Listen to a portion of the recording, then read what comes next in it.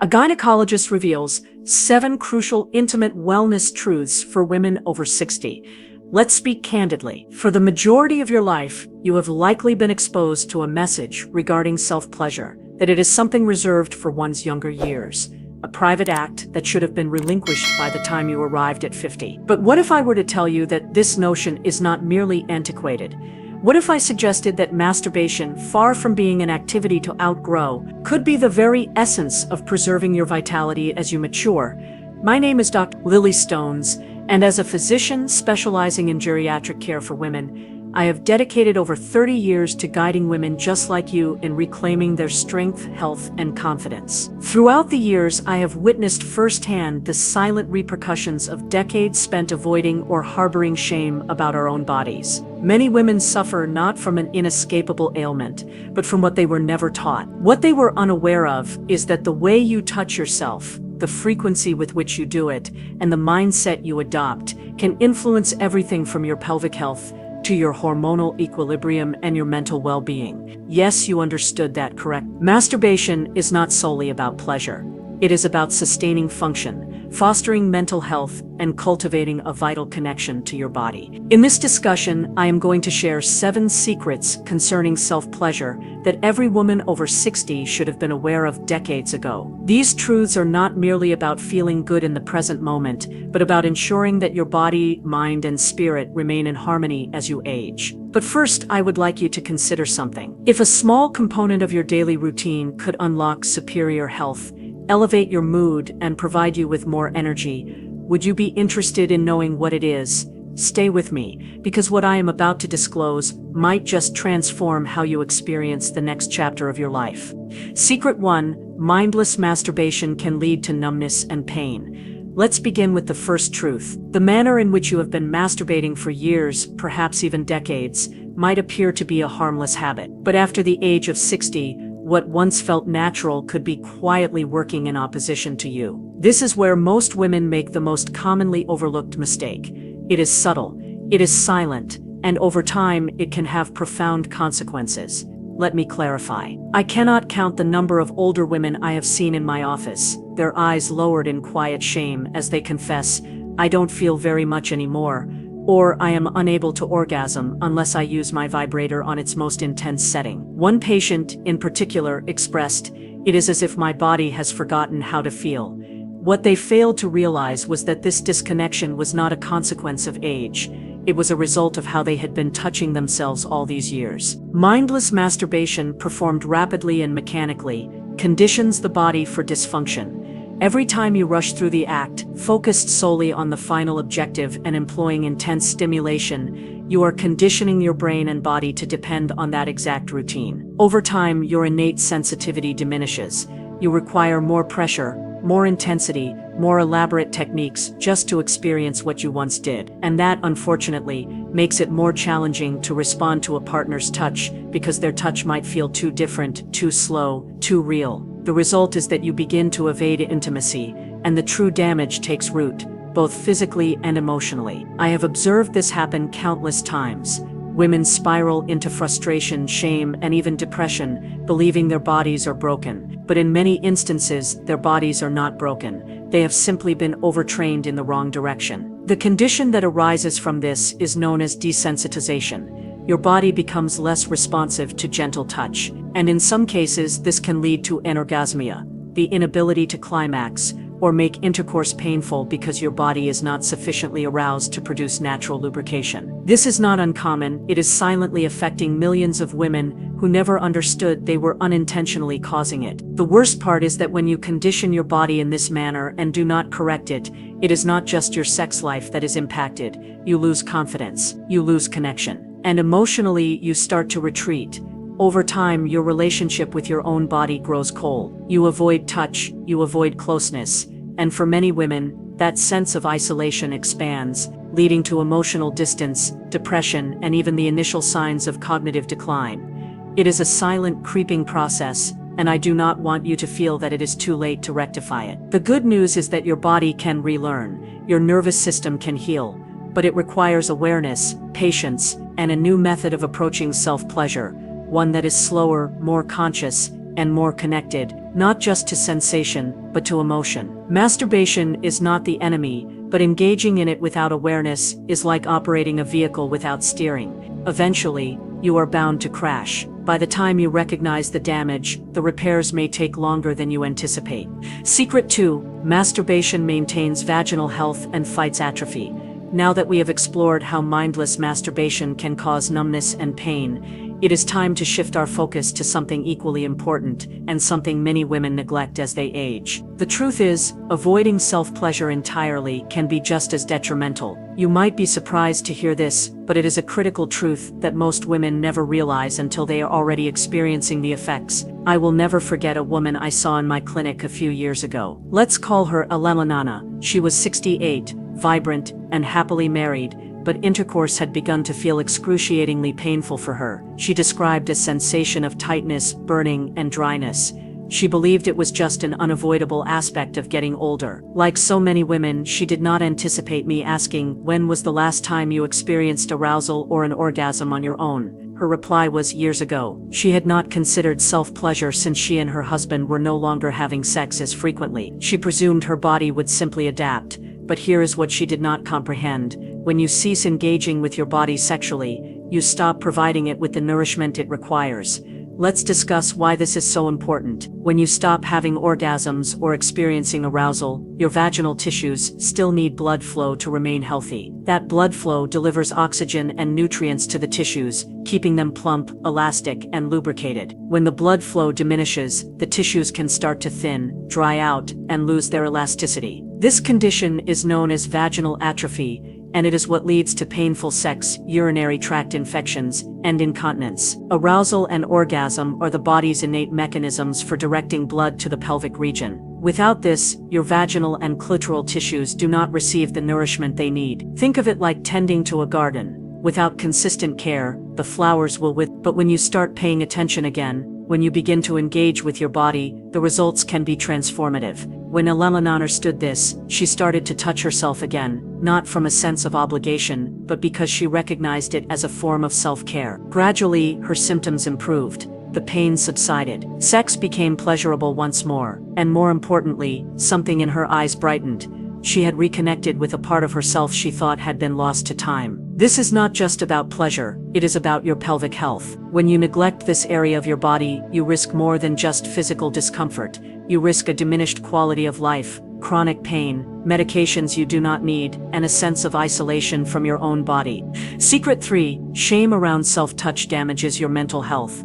Now, I know this may feel uncomfortable to contemplate, but I want to encourage you to reflect on the importance of maintaining vaginal health. You would not neglect your heart or your blood pressure, so why ignore your pelvic health? It is just as vital to your overall well-being, and you deserve to care for it. But the emotional impact of neglecting this part of your health is equally significant. For many women, a quiet shame surrounding self-touch and self-pleasure can exacerbate the situation. Let's talk about why this shame is so destructive. Shame exerts a powerful influence on many older women, especially concerning their sexual health. I observe it frequently in my office, the subtle change in posture, the eyes that look away when the word masturbation is mentioned. Some women even dismiss it with a laugh, saying, "Oh, that was for when I was younger." But beneath their words I can hear the deeper message. It is not acceptable to still desire this. For decades, many women were taught that self-pleasure was improper, that it was selfish, dirty, or something reserved only for bad girls. These early messages did not simply vanish. They settled deep within the nervous system, shaping how you perceive your body even today. The result is emotional withdrawal. You stop reaching for yourself, not because you lack the desire, but because you have been conditioned to feel that you should not.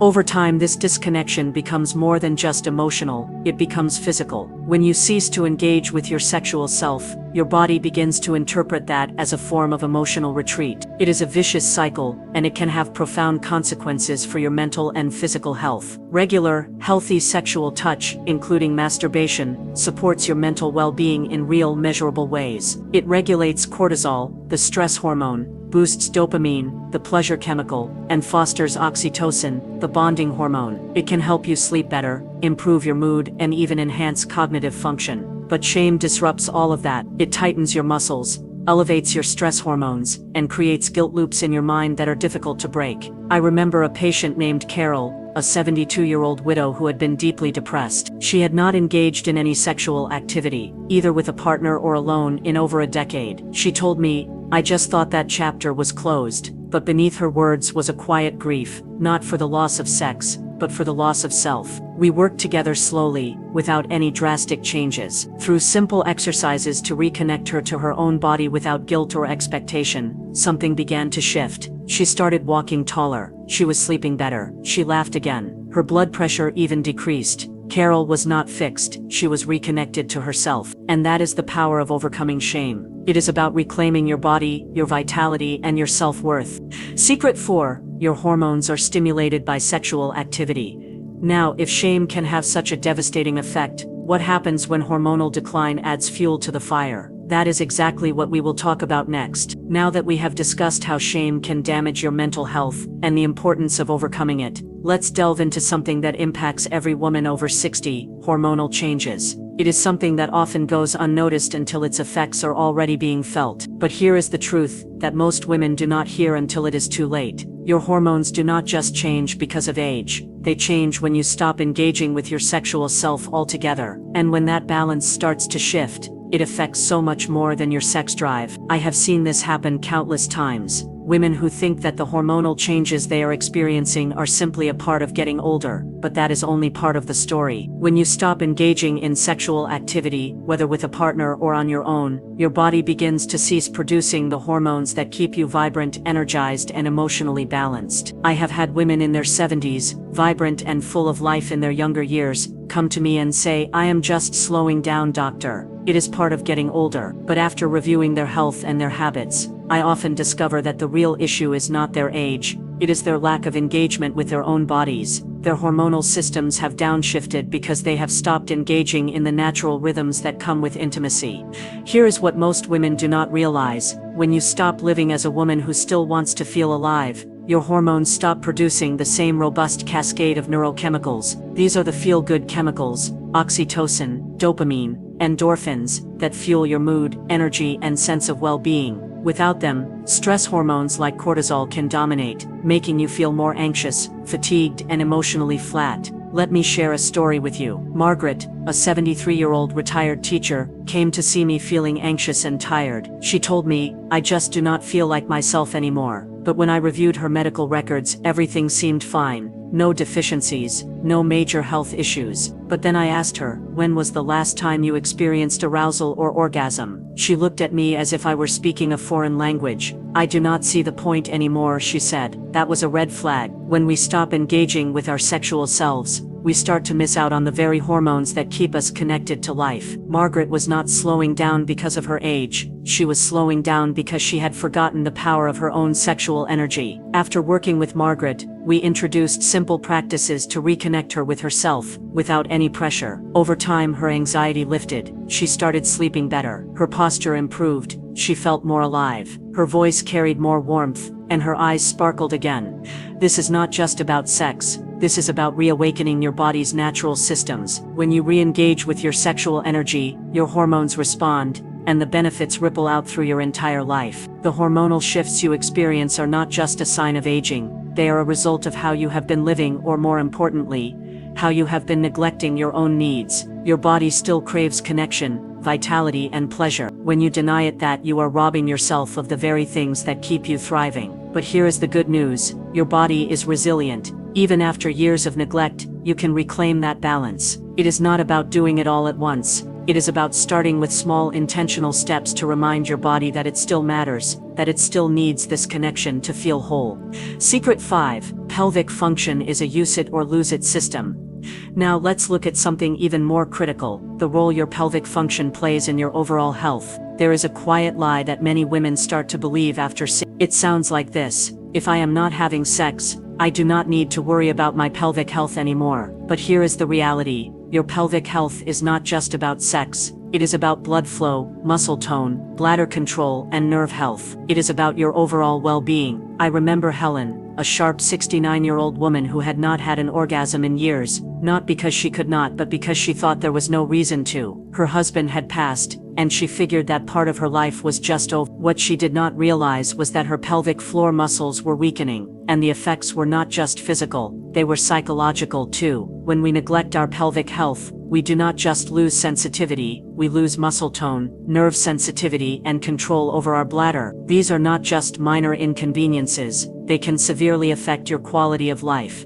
When you do not engage your pelvic muscles regularly, they weaken, the vaginal walls thin, and blood flow diminishes. Over time, the clitoris can actually shrink from lack of stimulation. This is why urinary incontinence becomes more common for women over 60. It is not just because of age, but because we have not been maintaining the strength and function of our pelvic region. But here is the kicker. These changes happen whether you are actively trying to be sexually active or not. It is a biological truth. When you stop using a system, your body starts to shut it down. The good news is, you can reverse these changes. Regular arousal, even through self-pleasure, helps to keep blood flowing to the pelvic region, nourishing tissues, toning muscles, and preserving nerve function. This is not about chasing pleasure, it is about preserving your health, your identity, and your confidence. It is never too late to start taking care of your pelvic health. By re-engaging with your body, you are sending a powerful message to your nervous system. I am still here, I still matter. And that message resonates through every part of your body. Secret 6. Pornography changes your brain, but you can take control. Now that we have discussed the importance of maintaining pelvic health and how your hormones are affected by self-pleasure, it is time to address something that many women do not even realize could be affecting them. It is something that has quietly reprogrammed our minds, especially in the digital age, and it might be stealing your vitality without you even noticing. Let's talk about something that is often left in the shadows, especially for older women: pornography. Now, I know just saying the word might make some of you uncomfortable, but stay with me, because what I am about to say could very well change the way you understand your body and your capacity for pleasure. I have had women in their 60s and 70s admit to watching pornography. It is not because they are obsessed, but because it is one of the few ways they can still feel something. Some live alone, some are divorced, others widowed. They are not seeking thrills, they are seeking connection, or at least the memory of it. But here is what almost none of them realize. Today's pornography is nothing like the soft focus films of the past. It is a constant flood of high speed, high stimulation, instant gratification content. And the human brain, especially an aging brain, is not equipped to process that overload without consequences. Every time you watch porn, especially the more extreme types, your brain releases a surge of dopamine, the chemical associated with reward and pleasure. But over time, this repeated exposure desensitizes your brain. It becomes harder to feel aroused by real-life touch, by your own imagination, or by any kind of natural, intimate connection. What you begin to need is more intensity, more novelty, and more exaggerated stimulation to feel anything at all. And this is not just about taste or preference. It is about neurochemistry. It is about your brain wiring itself to expect artificial, exaggerated stimulation. The consequences of this can be profound. You might find it harder to reach orgasm with a partner or even by yourself. This is a growing problem for many women who turn to pornography as a way to escape or experience some form of pleasure. Unfortunately, over time, it takes more and more stimulation to achieve the same level of arousal, leaving you feeling disconnected from your own body and your own pleasure. But here is the important part. You can retrain your brain. You are not broken. Your brain still has the ability to heal and to reconnect with real, grounded pleasure. It starts by taking control. This does not mean giving up pleasure. It means reconnecting with it in a way that is authentic and healthy for your body. For many women, this means taking a break from digital stimulation, allowing the brain and body to reset. Some women choose to take a 30-day break from all visual stimulation, others ease into it more slowly. What matters is that you begin to rebuild your nervous system's relationship to pleasure on your own terms. This is not about punishment or shame. It is about reclaiming your pleasure, your sensitivity, and your joy. Secret 7. Isolation is the most dangerous mistake. And just when you think that is the most surprising thing I have said, let me share with you the most critical truth of all. Of all the risks older women face, there is one that is more dangerous than hormonal imbalance, more harmful than pornography, and more damaging than any physical symptom. It is isolation. I am not just talking about living alone. I am talking about a deeper kind of isolation, the kind where you stop being touched, stop touching yourself, and stop connecting to your own body. I will never forget a patient named Patricia, a 76-year-old retired librarian. She was polite, well put together, but there was something hollow in her voice when she spoke about her daily life. She told me she had not been physically touched in over a year. Not a hug, not a hand on her shoulder, nothing. She did not say it with sadness. She said it with resignation, like it was just a chapter that had ended. What Patricia did not realize was that touch is not a luxury, it is a biological need. Our bodies, even at 60, 70, or 80, are wired for. When we go too long without physical contact, our nervous system begins to downshift. Oxytocin levels drop, stress hormones creep in, blood pressure rises, sleep suffers, immune function weakens, and most dangerous of all, our brains begin to shut down emotional and sensory circuits as a form of self-protection. Here is what happens when we stop being touched. We begin to go numb, not just physically but emotionally. We lose that connection to ourselves, and over time, this sense of isolation does not just affect your body, it affects your spirit. You stop feeling the urgency to engage with the world. You stop seeing yourself as someone who deserves touch, someone who is still alive and vital. This kind of isolation has been linked to depression, heart disease, and even early death. It is not just about being alone, it is about abandoning yourself. But the good news is you can break this cycle. You do not have to wait for someone else to touch you. The act of reconnecting to your own body, whether through self-pleasure, a hug, or simply being present with yourself, is a profound act of self-love. The journey back to connection does not require anyone else. It starts with you. It starts with the choice to stop shrinking, to stop apologizing for wanting to feel good in your own body, to stop believing the lie that age makes you invisible. You are not invisible, you are still here, and what you do next matters. Conclusion: a strategy for a vibrant life. As we wrap up, I want to remind you of something powerful. Proactive self-care is the ultimate form of self-respect. Tending to your body, your mind, and your spirit every day is not just a survival strategy, it is a strategy for a vibrant life. Reconnecting with your body is one of the most powerful choices you can make. It is a declaration to your brain, your heart, and your nervous system. I am still here. I still matter. If this message resonated with you, I encourage you to share your thoughts in the comments below. Let's continue this conversation. You are not alone in this, and please, if you know someone who would benefit from hearing this, share it with them. Do not forget to subscribe to our channel to stay informed and empowered on your journey to a vibrant, healthy life after 60. Thank you for your time, and be well.